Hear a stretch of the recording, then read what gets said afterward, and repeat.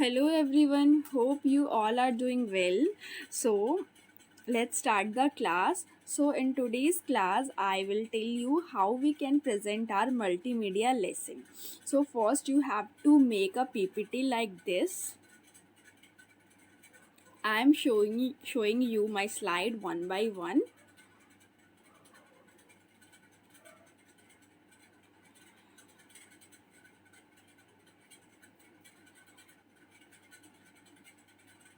Now, I will explain you each slide. Okay. In first slide, you have to write down like this multimedia lesson plan. Okay, now move on the next slide.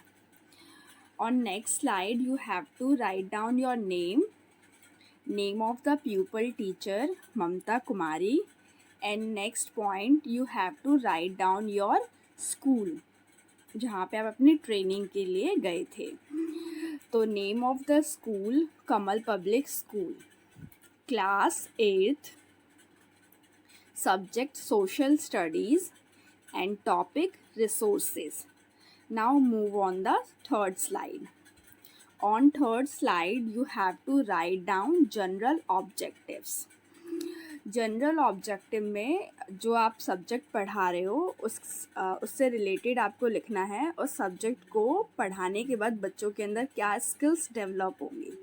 सो मैंने लिखा है to satisfy the natural curiosity of the students about physical objects and environment. So social studies से related जो natural curiosity है बच्चों की वो satisfied हो पाएगी. Second point, to create interest in the social study of social science. So बच्चों का इंटरेस्ट डेवलप हो पाएगा सोशल साइंस के towards. And third point, to develop reflective thinking. And fourth point is to develop the feeling of international outlook and the world brotherhood. यानी कि बच्चों की क्या है फीलिंग डेवलप हो पाएगी इंटरनेशनल आउटलुक के towards and the world brotherhoods. And the last point is to enable students to become a good citizen. So social studies का मेन मोटिव होता है कि हम सोशल स्टडीज़ पढ़ा रहे हैं तो उसके थ्रू हम बच्चों को एक गुड सिटीज़न बना सकें.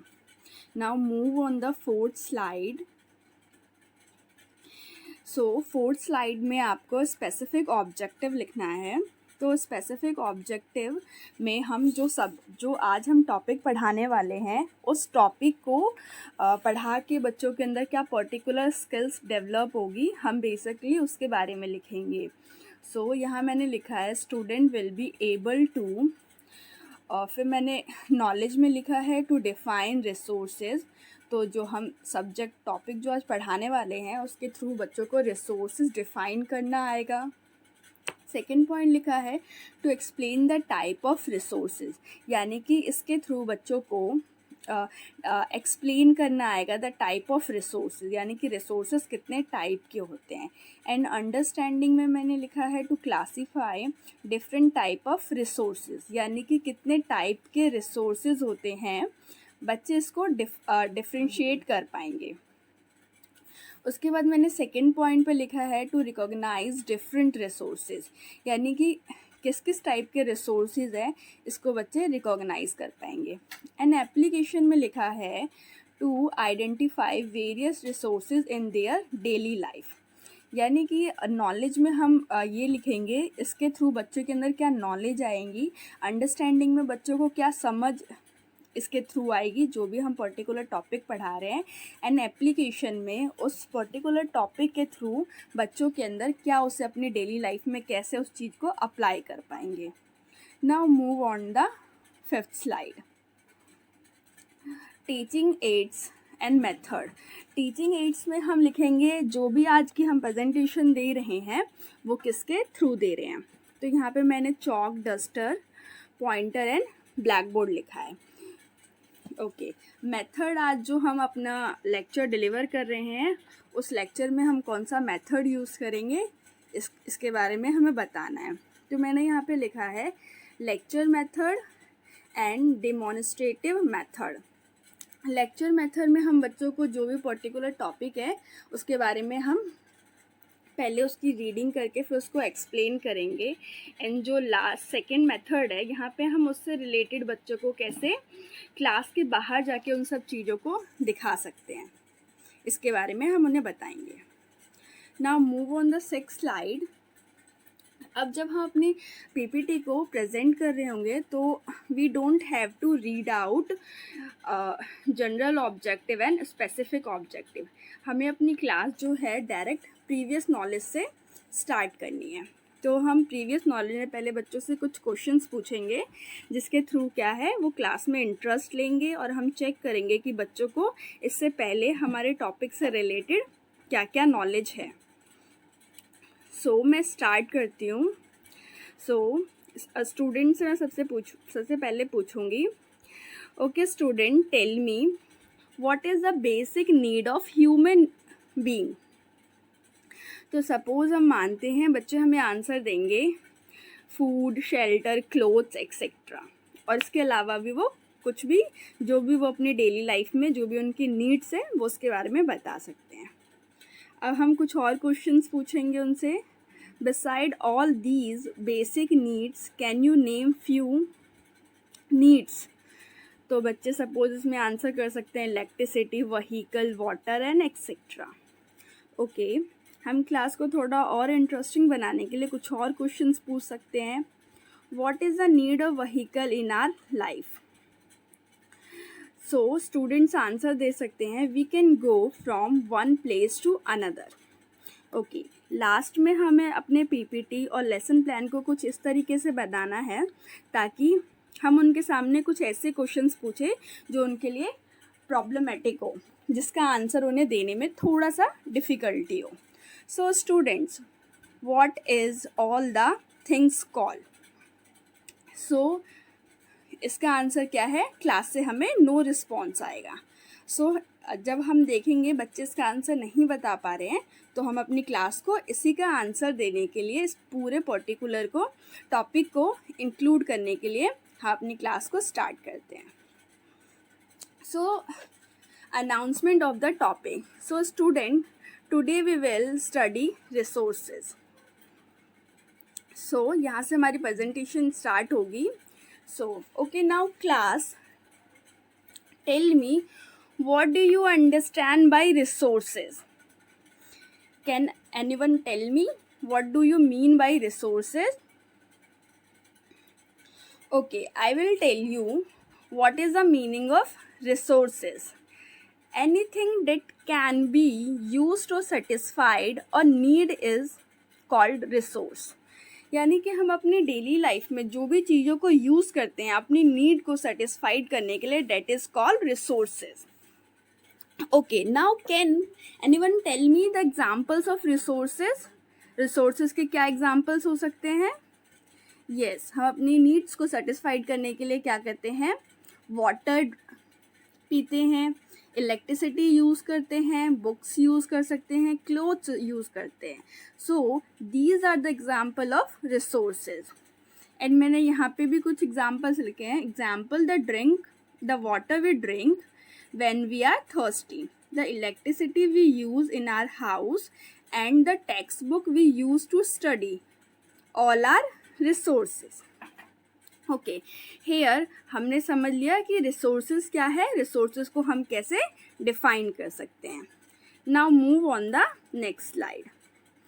सो class, can anyone tell me how many types of resources. हम रिसोर्सेज को कितने पार्ट्स में कैटेगराइज कर सकते हैं, कोई मुझे बता सकता है।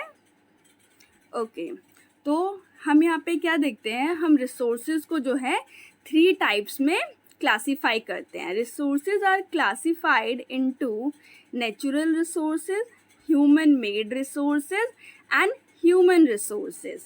Now we have to understand one by one that what is natural resources, what is human made resources and what is human resources. Okay, now move on the next slide. First we have to understand that what is natural resources. Okay, So natural resources that are drawn from nature and used without much modification are called natural resources. So जैसा कि हमें समझ में आ रहा है, जो चीज़ें हमें डायरेक्ट नेचर से मिलती है, एंड इसका प्लस पॉइंट क्या है, हमें इसमें ज़्यादा मॉडिफिकेशन की ज़रूरत नहीं होती. ये हमें जैसे नेचर से मिल रहा है हम उसे यूज़ कर ले रहे हैं. ठीक है, अब मुझे कोई बता सकता है what are the example of natural resources. Yes, you can see on the PPT also, कुछ पिक्चर्स बनी हुई है यहाँ पे.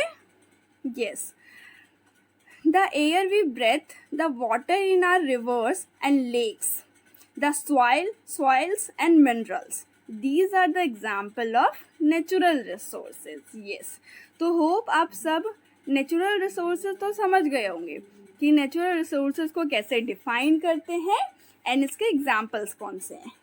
Now move on the other type of resources.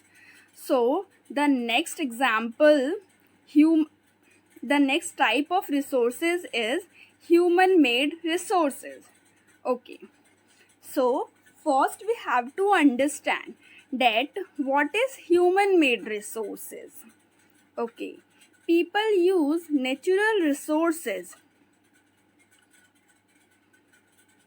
to make buildings, bridge, roads, machineries and vehicles which are known as human made resources. तो हम क्या देखते हैं, ह्यूमंस अपने डेली बेसिस की चीज़ों को पूरा करने के लिए वो क्या करते हैं, कुछ चीज़ों को वो बनाते हैं. फॉर एग्जांपल वो ब्रिजेस बनाते हैं, बिल्डिंग्स बनाते हैं, व्हीकल्स बनाते हैं. Okay, these are the human made resources, यानी कि जो भी चीज़ें जो ह्यूमन के थ्रू बनाई गई है, these all are the example of human made resources. Yes, now move on the next type, that is human resources. So human resources is one of the most important resources.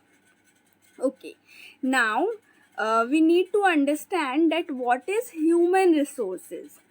People can make the best use of nature to create more resources when they have to knowledge, skill and the technology to do so.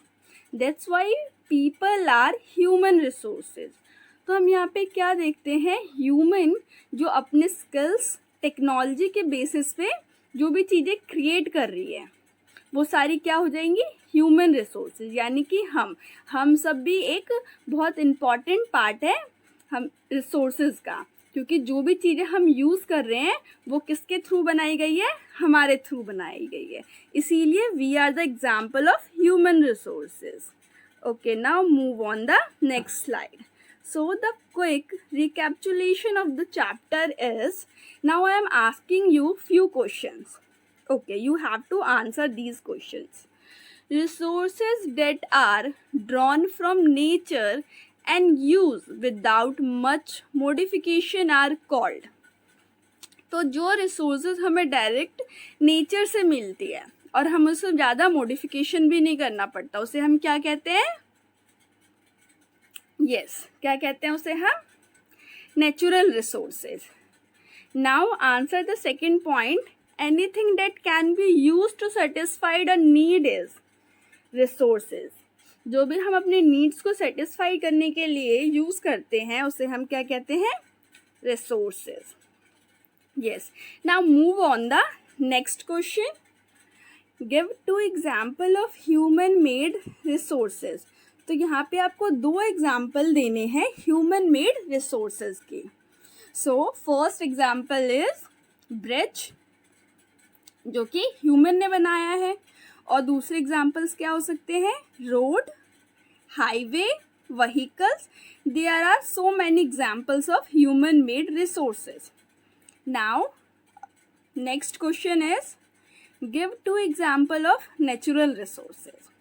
Yes, अब यहाँ पे हमें natural resources के example देने. क्या हो सकते हैं natural resources, sunlight, air, water, there are so many examples of natural resources. Now move on the next slide. So homework. So your today's homework is you have to write what are the type of resources. Example, explain it. You have to define that what are the type of resources. Okay. And question number 2, take the correct answer. यहाँ पे कुछ MCQs है, इसके answer आपको बताने हैं. Which one of the following does not make a substance a resources? इनमें से हमें बताना है कि ये 3 एग्जाम्पल में से कौन सी चीज़ है जो रिसोर्सेज का एग्जाम्पल नहीं है, जो रिसोर्सेज नहीं बनाती है. यूटिलिटी मतलब होता है कि उसकी क्या उपयोगिता है. Second, value. And third, quantity. So the correct answer is quantity. कोई ऑब्जेक्ट हमारे सामने कितनी क्वांटिटी में पड़ा है उससे हमें कोई फ़र्क नहीं पड़ता जब तक उस ऑब्जेक्ट की हमारे लाइफ में वैल्यू और यूटिलिटी ना हो. Now the second part is which one of the following is a human made resources?